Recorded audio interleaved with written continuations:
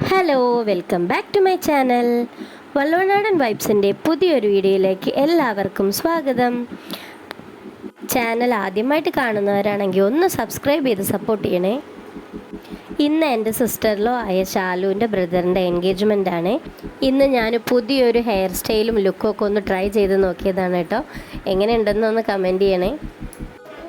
അങ്ങനെ ഞങ്ങൾ പോയിക്കൊണ്ടിരിക്കുകയാണ്. ഫാമിലി എല്ലാവരും ഉണ്ട്, റിലേറ്റീവ്സ് ഒക്കെ ഉണ്ട്. തൃശ്ശൂർ വെച്ചിട്ടാണ് എൻഗേജ്മെൻറ്റ്. തൃശ്ശൂരാണ് ബ്രൈഡിൻ്റെ വീട്.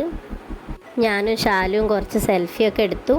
പിന്നെ ഇവിടെ ഞങ്ങൾ വണ്ടി വന്ന് സ്റ്റോപ്പ് ചെയ്തിരിക്കുകയാണ്. കാരണം ഇവിടെയാണ് ശാലുവിൻ്റെ റിലേറ്റീവ്സൊക്കെ ഞങ്ങളെ വെയിറ്റ് ചെയ്യണത്. അങ്ങനെ ഞങ്ങൾ ബ്രൈഡിൻ്റെ വീടിൻ്റെ ഫ്രണ്ടിലാണ് ഇപ്പോൾ നിൽക്കുന്നത്.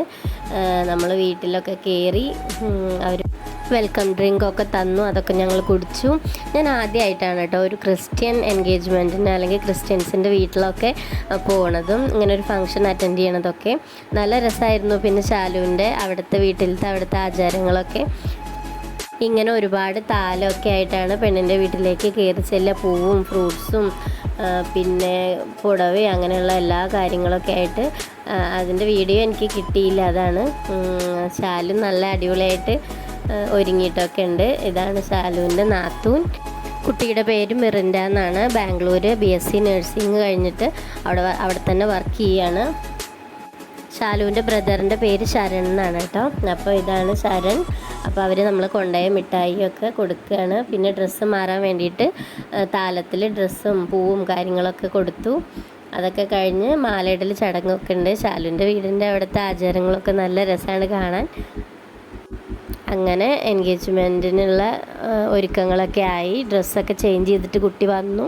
അവരിങ്ങനെ ഇരുന്നിട്ട് ശരിക്കും കല്യാണം, നമ്മുടെ ഇവിടെയൊക്കെ കല്യാണം കഴിയണ പോലെ തന്നെ മാലയൊക്കെ എക്സ്ചേഞ്ച് ചെയ്യണ ചടങ്ങൊക്കെ ഉണ്ടായിരുന്നു. അതിനുശേഷം അമ്മയും റിലേറ്റീവ്സൊക്കെ അവർക്ക് ചന്ദനമൊക്കെ തൊട്ട് കൊടുക്കുന്ന ചടങ്ങാണ്. അങ്ങനെ പെണ്ണിനെയും ചെക്കനെയൊക്കെ ഒഴിവായിട്ട് കിട്ടിയപ്പോൾ ഞങ്ങൾ സെൽഫിയൊക്കെ എടുത്തു. പിന്നെ ഞങ്ങൾ ഉച്ചയ്ക്ക് ഒരു 3 മണിയോട് കൂടി ഞങ്ങൾ തിരിച്ചു.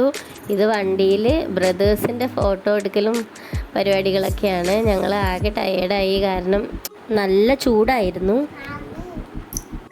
അപ്പോൾ ഇത്രയേ ഉള്ളൂ വീഡിയോ. Tata bye.